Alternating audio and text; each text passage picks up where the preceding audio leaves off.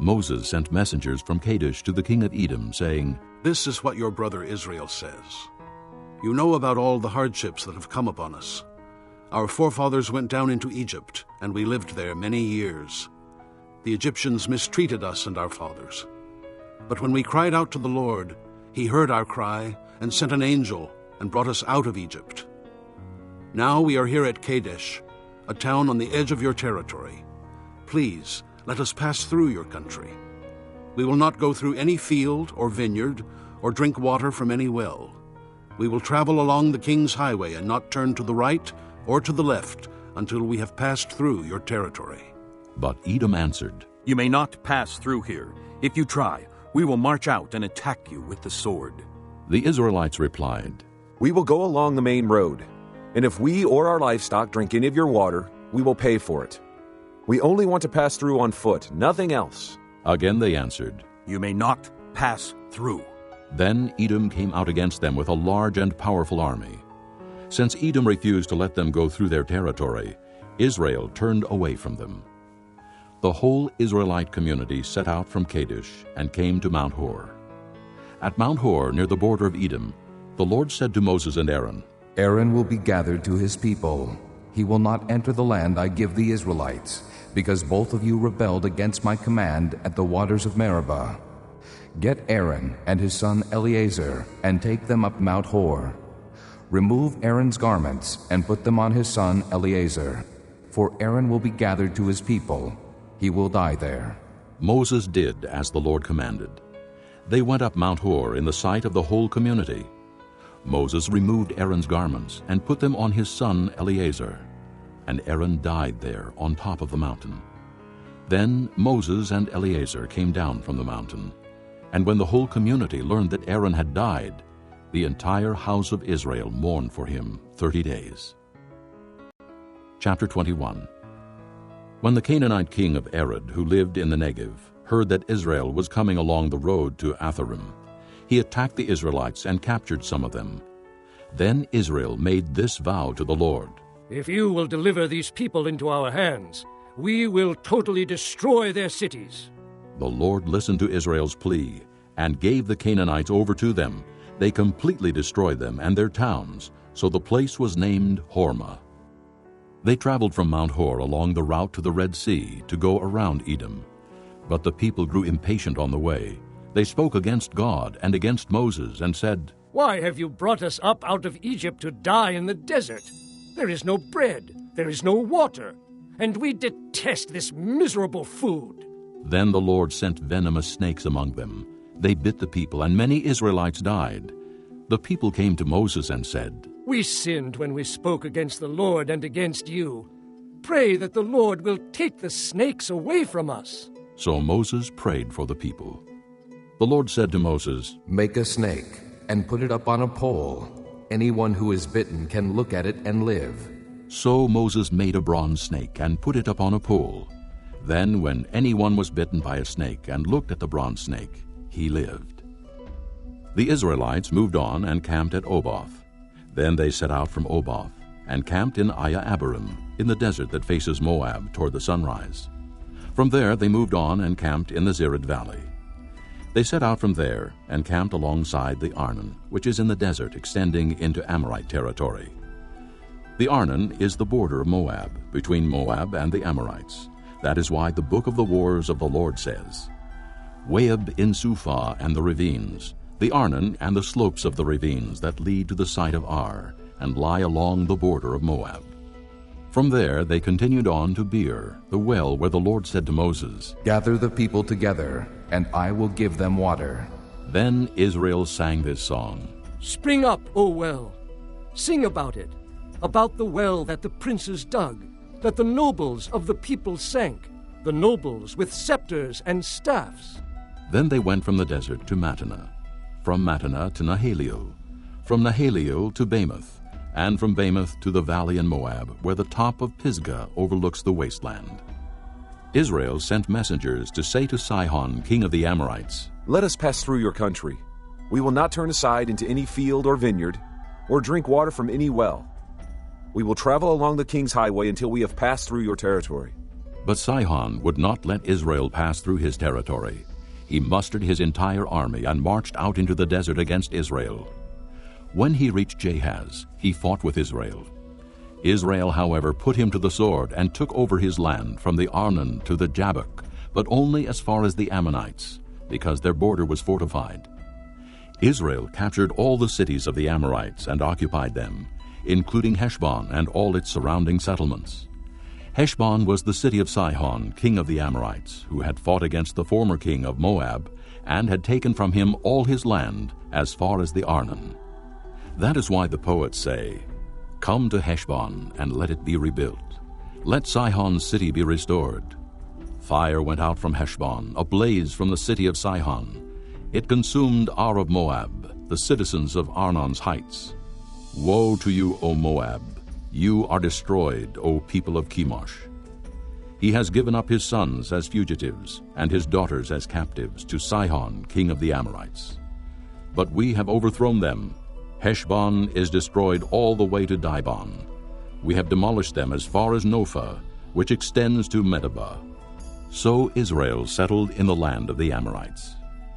After Moses had sent spies to Jazer, the Israelites captured its surrounding settlements and drove out the Amorites who were there. Then they turned and went up along the road toward Bashan, and Og, king of Bashan, and his whole army marched out to meet them in battle at Edrei.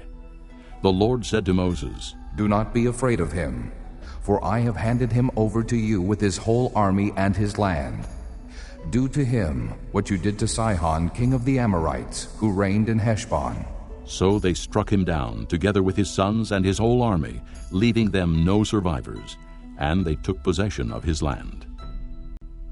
Chapter 22. Then the Israelites traveled to the plains of Moab and camped along the Jordan across from Jericho. Now Balak, son of Zippor, saw all that Israel had done to the Amorites, and Moab was terrified, because there were so many people. Indeed, Moab was filled with dread because of the Israelites. The Moabites said to the elders of Midian, "This horde is going to lick up everything around us, as an ox licks up the grass of the field."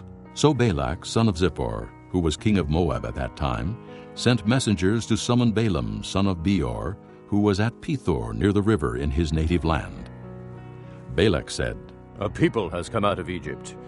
They cover the face of the land and have settled next to me. Now come and put a curse on these people, because they are too powerful for me. Perhaps then I will be able to defeat them and drive them out of the country. For I know that those you bless are blessed, and those you curse are cursed." The elders of Moab and Midian left, taking with them the fee for divination. When they came to Balaam, they told him what Balak had said. "Spend the night here, Balaam said to them. and I will bring you back the answer the Lord gives me." So the Moabite princes stayed with him. God came to Balaam and asked, "Who are these men with you?" Balaam said to God, "Balak, son of Zippor, king of Moab, sent me this message. A people that has come out of Egypt covers the face of the land. Now come and put a curse on them for me. Perhaps then I will be able to fight them and drive them away." But God said to Balaam, "Do not go with them. You must not put a curse on those people, because they are blessed." The next morning Balaam got up and said to Balak's princes, "Go back to your own country, for the Lord has refused to let me go with you." So the Moabite princes returned to Balak and said, "Balaam refused to come with us." Then Balak sent other princes, more numerous and more distinguished than the first. They came to Balaam and said, "This is what Balak, son of Zippor, says. Do not let anything keep you from coming to me, because I will reward you handsomely and do whatever you say. Come and put a curse on these people for me." But Balaam answered them, "Even if Balak gave me his palace filled with silver and gold, I could not do anything great or small to go beyond the command of the Lord my God. Now stay here tonight as the others did, and I will find out what else the Lord will tell me." That night God came to Balaam and said, "Since these men have come to summon you, go with them, but do only what I tell you." Balaam got up in the morning, saddled his donkey, and went with the princes of Moab. But God was very angry when he went, and the angel of the Lord stood in the road to oppose him. Balaam was riding on his donkey, and his 2 servants were with him. When the donkey saw the angel of the Lord standing in the road with a drawn sword in his hand, she turned off the road into a field. Balaam beat her to get her back on the road. Then the angel of the Lord stood in a narrow path between two vineyards, with walls on both sides. When the donkey saw the angel of the Lord, she pressed close to the wall, crushing Balaam's foot against it, so he beat her again. Then the angel of the Lord moved on ahead, and stood in a narrow place where there was no room to turn, either to the right or to the left. When the donkey saw the angel of the Lord, she lay down under Balaam, and he was angry and beat her with his staff. Then the Lord opened the donkey's mouth, and she said to Balaam, "What have I done to you to make you beat me these 3 times? Balaam answered the donkey, You have made a fool of me. If I had a sword in my hand, I would kill you right now." The donkey said to Balaam, Am I not your own donkey, which you have always ridden to this day? Have I been in the habit of doing this to you? No. he said. Then the Lord opened Balaam's eyes, and he saw the angel of the Lord standing in the road with his sword drawn. So he bowed low and fell face down. The angel of the Lord asked him, Why have you beaten your donkey these 3 times? I have come here to oppose you because your path is a reckless one before me. The donkey saw me and turned away from me these 3 times.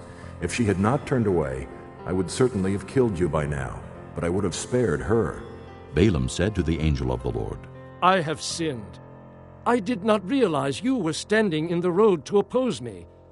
Now, if you are displeased, I will go back. The angel of the Lord said to Balaam, Go with the men, but speak only what I tell you. So Balaam went with the princes of Balak. When Balak heard that Balaam was coming, he went out to meet him at the Moabite town on the Arnon border, at the edge of his territory. Balak said to Balaam, Did I not send you an urgent summons? Why didn't you come to me? Am I really not able to reward you? Well, I have come to you now. Balaam replied. But can I say just anything? I must speak only what God puts in my mouth. Then Balaam went with Balak to Kiriath-Huzoth. Balak sacrificed cattle and sheep, and gave some to Balaam and the princes who were with him.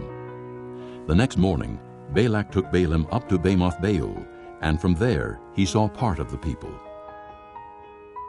Chapter 23. Balaam said, Build me 7 altars here, and prepare 7 bulls and 7 rams for me. Balak did as Balaam said, and the 2 of them offered a bull and a ram on each altar. Then Balaam said to Balak, Stay here beside your offering while I go aside. Perhaps the Lord will come to meet with me. Whatever he reveals to me, I will tell you. Then he went off to a barren height. God met with him, and Balaam said, I have prepared 7 altars, and on each altar I have offered a bull and a ram. The Lord put a message in Balaam's mouth and said, Go back to Balak and give him this message. So he went back to him and found him standing beside his offering with all the princes of Moab. Then Balaam uttered his oracle. Balak brought me from Aram, the king of Moab from the eastern mountains. Come, he said, curse Jacob for me. Come, denounce Israel. How can I curse those whom God has not cursed? How can I denounce those whom the Lord has not denounced? From the rocky peaks I see them. From the heights I view them. I see a people who live apart and do not consider themselves one of the nations. Who can count the dust of Jacob or number the 4th part of Israel? Let me die the death of the righteous, and may my end be like theirs. Balak said to Balaam, What have you done to me? I brought you to curse my enemies, but you have done nothing but bless them. He answered, Must I not speak what the Lord puts in my mouth? Then Balak said to him, Come with me to another place where you can see them. You will see only a part, but not all of them. And from there, curse them for me. So he took him to the field of Zophim on the top of Pisgah, and there he built 7 altars, and offered a bull and a ram on each altar. Balaam said to Balak, Stay here beside your offering, while I meet with him over there. The Lord met with Balaam, and put a message in his mouth, and said, Go back to Balak and give him this message. So he went to him, and found him standing beside his offering with the princes of Moab. Balak asked him, What did the Lord say? Then he uttered his oracle. Arise, Balak, and listen. Hear me, son of Zippor. God is not a man that he should lie, nor a son of man that he should change his mind. Does he speak and then not act? Does he promise and not fulfill? I have received a command to bless. He has blessed, and I cannot change it. No misfortune is seen in Jacob, no misery observed in Israel. The Lord their God is with them. The shout of the king is among them. God brought them out of Egypt. They have the strength of a wild ox. There is no sorcery against Jacob, no divination against Israel. It will now be said of Jacob and of Israel, see what God has done. The people rise like a lioness. They rouse themselves like a lion that does not rest till he devours his prey and drinks the blood of his victims. Then Balak said to Balaam, Neither curse them at all, nor bless them at all. Balaam answered, Did I not tell you I must do whatever the Lord says? Then Balak said to Balaam, Come, let me take you to another place. Perhaps it will please God to let you curse them for me from there. And Balak took Balaam to the top of Peor, overlooking the wasteland. Balaam said, Build me 7 altars here, and prepare 7 bulls and 7 rams for me. Balak did as Balaam had said, and offered a bull and a ram on each altar. Chapter 24. Now when Balaam saw that it pleased the Lord to bless Israel, he did not resort to sorcery as at other times, but turned his face toward the desert. When Balaam looked out and saw Israel encamped tribe by tribe, the Spirit of God came upon him, and he uttered his oracle. The oracle of Balaam, son of Beor, the oracle of one whose eye sees clearly, the oracle of one who hears the words of God, who sees a vision from the Almighty, who falls prostrate, and whose eyes are opened. How beautiful are your tents, O Jacob, your dwelling places, O Israel! Like valleys they spread out, like gardens beside a river, like aloes planted by the Lord, like cedars beside the waters. Water will flow from their buckets. Their seed will have abundant water. Their king will be greater than Agag. Their kingdom will be exalted. God brought them out of Egypt. They have the strength of a wild ox. They devour hostile nations and break their bones in pieces. With their arrows they pierce them. Like a lion they crouch and lie down. Like a lioness, who dares to rouse them? May those who bless you be blessed, and those who curse you be cursed. Then Balak's anger burned against Balaam. He struck his hands together and said to him, I summoned you to curse my enemies, but you have blessed them these 3 times. Now leave at once and go home. I said I would reward you handsomely, but the Lord has kept you from being rewarded. Balaam answered Balak, Did I not tell the messengers you sent me? Even if Balak gave me his palace filled with silver and gold, I could not do anything of my own accord, good or bad, to go beyond the command of the Lord. And I must say only what the Lord says. Now I am going back to my people. But come, let me warn you of what this people will do to your people in days to come. Then he uttered his oracle. The oracle of Balaam, son of Beor, the oracle of one whose eye sees clearly, the oracle of one who hears the words of God, who has knowledge from the Most High, who sees a vision from the Almighty, who falls prostrate, and whose eyes are opened. I see him, but not now. I behold him, but not near. A star will come out of Jacob. A scepter will rise out of Israel. He will crush the foreheads of Moab, the skulls of all the sons of Sheth. Edom will be conquered. Seir, his enemy, will be conquered, but Israel will grow strong. A ruler will come out of Jacob and destroy the survivors of the city. Then Balaam saw Amalek and uttered his oracle. Amalek was first among the nations, but he will come to ruin at last. Then he saw the Kenites and uttered his oracle. Your dwelling place is secure. Your nest is set in a rock. Yet you Kenites will be destroyed when Asher takes you captive. Then he uttered his oracle. Ah, who can live when God does this? Ships will come from the shores of Kittim. They will subdue Asher and Eber, but they too will come to ruin. Then Balaam got up and returned home, and Balak went his own way. Chapter 25. While Israel was staying in Shittim, the men began to indulge in sexual immorality with Moabite women, who invited them to the sacrifices to their gods. The people ate and bowed down before these gods. So Israel joined in worshiping the Baal of Peor, and the Lord's anger burned against them. The Lord said to Moses, "Take all the leaders of these people, kill them, and expose them in broad daylight before the Lord, so that the Lord's fierce anger may turn away from Israel." So Moses said to Israel's judges, Each of you must put to death those of your men who have joined in worshiping the Baal of Peor. Then an Israelite man brought to his family a Midianite woman, right before the eyes of Moses and the whole assembly of Israel, while they were weeping at the entrance to the tent of meeting. When Phinehas, son of Eleazar, the son of Aaron the priest, saw this, he left the assembly, took a spear in his hand, and followed the Israelite into the tent. He drove the spear through both of them, through the Israelite and into the woman's body. Then the plague against the Israelites was stopped. But those who died in the plague numbered 24,000. The Lord said to Moses, "Phinehas, son of Eleazar, the son of Aaron, the priest, has turned my anger away from the Israelites, for he was as zealous as I am for my honor among them, so that in my zeal I did not put an end to them. Therefore tell him I am making my covenant of peace with him. He and his descendants will have a covenant of a lasting priesthood, because he was zealous for the honor of his God and made atonement for the Israelites."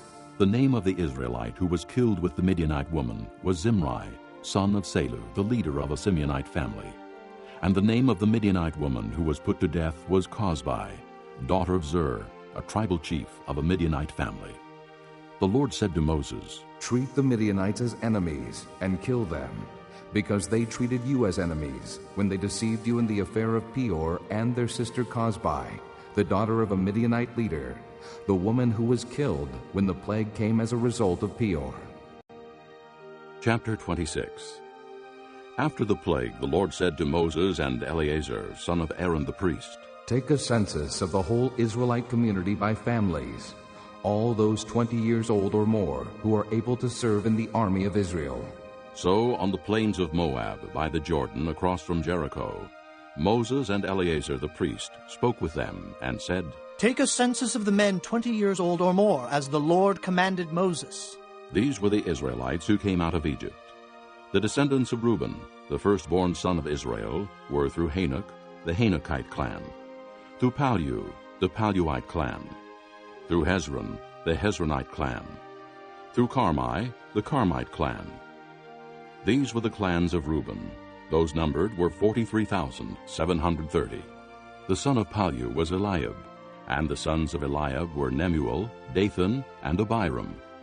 The same Dathan and Abiram were the community officials who rebelled against Moses and Aaron, and were among Korah's followers when they rebelled against the Lord. The earth opened its mouth and swallowed them along with Korah, whose followers died when the fire devoured the 250 men. And they served as a warning sign.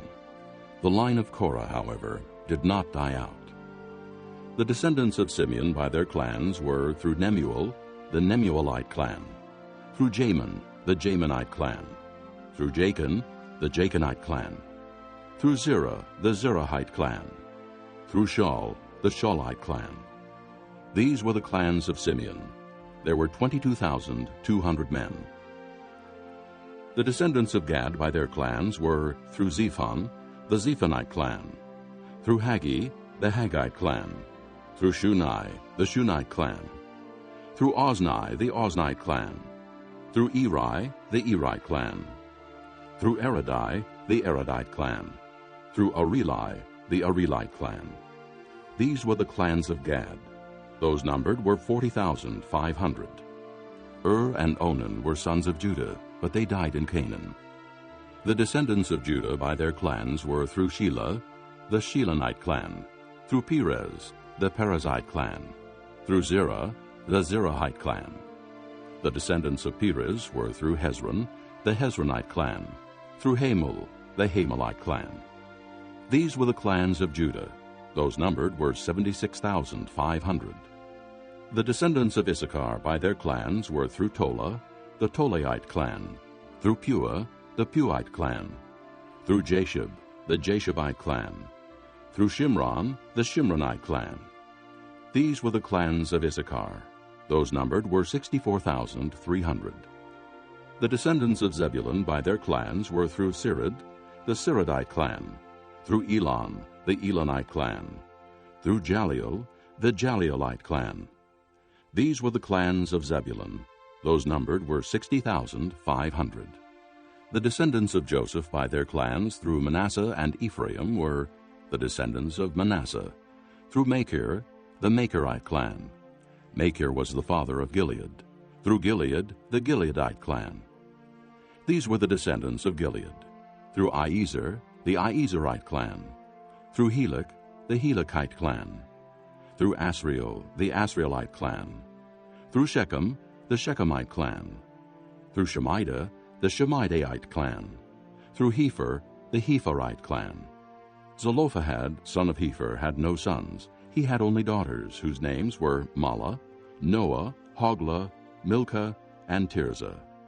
These were the clans of Manasseh. Those numbered were 52,700. These were the descendants of Ephraim by their clans. Through Shuthelah, the Shuthelahite clan. Through Becher, the Becherite clan. Through Tahan, the Tahanite clan. These were the descendants of Shuthelah. Through Aaron, the Aaronite clan. These were the clans of Ephraim. Those numbered were 32,500. These were the descendants of Joseph by their clans. The descendants of Benjamin by their clans were through Bela, the Belaite clan. Through Ashbel, the Ashbelite clan. Through Ahiram, the Ahiramite clan. Through Shupham, the Shuphamite clan. Through Hupham, the Huphamite clan. The descendants of Bela through Ard and Naaman were through Ard, the Ardite clan. Through Naaman, the Naamite clan. These were the clans of Benjamin. Those numbered were 45,600. These were the descendants of Dan by their clans. Through Shuham, the Shuhamite clan. These were the clans of Dan. All of them were Shuhamite clans, and those numbered were 64,400. The descendants of Asher by their clans were through Imnah, the Imnite clan. Through Ishvi, the Ishvite clan. Through Beriah, the Beriahite clan. And through the descendants of Beriah, through Heber, the Heberite clan. Through Malchiel, the Malchielite clan. Asher had a daughter named Sirah. These were the clans of Asher. Those numbered were 53,400. The descendants of Naphtali by their clans were through Jaziel, the Jazielite clan. Through Gunai, the Gunite clan. Through Jezer, the Jezerite clan. Through Shillem, the Shillemite clan. These were the clans of Naphtali. Those numbered were 45,400. The total number of the men of Israel was 601,730. The Lord said to Moses, "The land is to be allotted to them as an inheritance based on the number of names. To a larger group, give a larger inheritance, and to a smaller group, a smaller one. Each is to receive its inheritance according to the number of those listed. Be sure that the land is distributed by lot. What each group inherits will be according to the names for its ancestral tribe. Each inheritance is to be distributed by lot among the larger and smaller groups." These were the Levites who were counted by their clans. Through Gershon, the Gershonite clan. Through Kohath, the Kohathite clan. Through Merari, the Merarite clan. These also were Levite clans: the Libnite clan, the Hebronite clan, the Malite clan, the Mushite clan, the Korahite clan. Kohath was the forefather of Amram. The name of Amram's wife was Jochebed, a descendant of Levi, who was born to the Levites in Egypt. To Amram she bore Aaron, Moses, and their sister Miriam. Aaron was the father of Nadab and Abihu, Eleazar and Ithamar. But Nadab and Abihu died when they made an offering before the Lord with unauthorized fire. All the male Levites a month old or more numbered 23,000, They were not counted along with the other Israelites because they received no inheritance among them. These are the ones counted by Moses and Eleazar the priest when they counted the Israelites on the plains of Moab by the Jordan across from Jericho. Not one of them was among those counted by Moses and Aaron the priest when they counted the Israelites in the desert of Sinai. For the Lord had told those Israelites they would surely die in the desert, and not one of them was left, except Caleb, son of Jephunneh, and Joshua, son of Nun. Chapter 27. The daughters of Zelophehad, son of Hepher, the son of Gilead, the son of Machir, the son of Manasseh, belonged to the clans of Manasseh, son of Joseph. The names of the daughters were Mahlah, Noah, Hoglah, Milcah, and Tirzah. They approached the entrance to the tent of meeting and stood before Moses, Eleazar the priest, the leaders, and the whole assembly, and said, Our father died in the desert. He was not among Korah's followers who banded together against the Lord, but he died for his own sin and left no sons. Why should our father's name disappear from his clan because he had no son? Give us property among our father's relatives. So Moses brought their case before the Lord, and the Lord said to him, What Zelophehad's daughters are saying is right. You must certainly give them property as an inheritance among their father's relatives, and turn their father's inheritance over to them. Say to the Israelites, if a man dies and leaves no son, turn his inheritance over to his daughter. If he has no daughter, give his inheritance to his brothers. If he has no brothers, give his inheritance to his father's brothers. If his father had no brothers, give his inheritance to the nearest relative in his clan, that he may possess it. This is to be a legal requirement for the Israelites, as the Lord commanded Moses. Then the Lord said to Moses, Go up this mountain in the Abiram range, and see the land I have given the Israelites. After you have seen it, you too will be gathered to your people as your brother Aaron was. For when the community rebelled at the waters in the desert of Zin, both of you disobeyed my command to honor me as holy before their eyes. These were the waters of Meribah Kadesh in the desert of Zin. Moses said to the Lord, May the Lord, the God of the spirits of all mankind, appoint a man over this community to go out and come in before them, one who will lead them out and bring them in, so the Lord's people will not be like sheep without a shepherd. So the Lord said to Moses, Take Joshua, son of Nun, a man in whom is the Spirit, and lay your hand on him. Have him stand before Eleazar the priest and the entire assembly, and commission him in their presence. Give him some of your authority, so the whole Israelite community will obey him. He is to stand before Eleazar the priest, who will obtain decisions for him by inquiring of the Urim before the Lord. At his command, he and the entire community of the Israelites will go out, and at his command they will come in. Moses did as the Lord commanded him. He took Joshua and had him stand before Eleazar the priest and the whole assembly. Then he laid his hands on him and commissioned him as the Lord instructed through Moses. Chapter 28. The Lord said to Moses, Give this command to the Israelites, and say to them, See that you present to me at the appointed time the food for my offerings made by fire, as an aroma pleasing to me. Say to them, This is the offering made by fire that you are to present to the Lord, 2 lambs, a year old without defect, as a regular burnt offering each day. Prepare 1 lamb in the morning, and the other at twilight, together with a grain offering of 1/10 of an ephah of fine flour mixed with 1/4 of a hin of oil from pressed olives. This is the regular burnt offering instituted at Mount Sinai as a pleasing aroma, an offering made to the Lord by fire. The accompanying drink offering is to be 1/4 of a hin of fermented drink with each lamb. Pour out the drink offering to the Lord at the sanctuary. Prepare the 2nd lamb at twilight, along with the same kind of grain offering and drink offering that you prepare in the morning. This is an offering made by fire, an aroma pleasing to the Lord. On the Sabbath day, make an offering of 2 lambs a year old without defect, together with its drink offering and a grain offering of 2/10 of an ephah of fine flour mixed with oil. This is the burnt offering for every Sabbath, in addition to the regular burnt offering and its drink offering. On the 1st of every month, Present to the Lord a burnt offering of 2 young bulls, 1 ram, and 7 male lambs a year old, all without defect. With each bull there is to be a grain offering of 3/10 of an ephah of fine flour mixed with oil. With the ram, a grain offering of 2/10 of an ephah of fine flour mixed with oil. And with each lamb, a grain offering of 1/10 of an ephah of fine flour mixed with oil. This is for a burnt offering, a pleasing aroma, an offering made to the Lord by fire. With each bull there is to be a drink offering of 1/2 a hin of wine, with the ram 1/3 of a hin, and with each lamb 1/4 of a hin. This is the monthly burnt offering to be made at each new moon during the year. Besides the regular burnt offering with its drink offering, 1 male goat is to be presented to the Lord as a sin offering. On the 14th day of the first month the Lord's Passover is to be held. On the 15th day of this month there is to be a festival. For 7 days eat bread made without yeast. On the first day hold a sacred assembly and do no regular work.